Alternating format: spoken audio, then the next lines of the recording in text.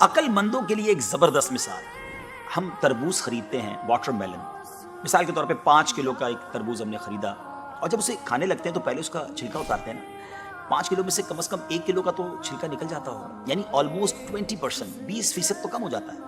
مگر کیا کبھی ہمیں افسوس ہوتا ہے اس کا؟ کیا ہم سوچتے ہیں کہ ہم نے تو تربوز چھلکے کے ساتھ خریدا ہے، چلو آج چھلکے کے ساتھ ہی کھا لیتے ہیں؟ ایسا نہیں کرتے نا. اسی طرح مالٹے کا بھی حال ہے کہ ہم خوشی خوشی سے اس کا چھلکا اتار دیتے ہیں، حالانکہ ہم نے چھلکے سمیت خریدا ہوتا ہے، مگر اس چھلکے کو پھینکتے ہوئے ہمیں کوئی تکلیف نہیں ہوتی. یہی حال مختلف پھل اور سبزیوں کا ہے.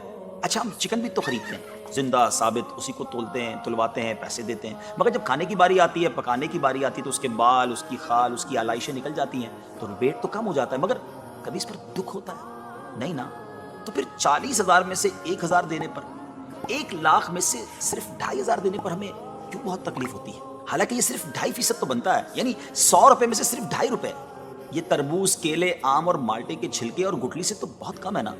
اسی تو زکوٰۃ فرمایا گیا. ہاں، ایک اور بات، سال میں ایک ہی بار دینا ہوتا ہے. مالٹے کا، تربوز کا تو ہر بار چھلکا اتارنا ہوتا ہے نا.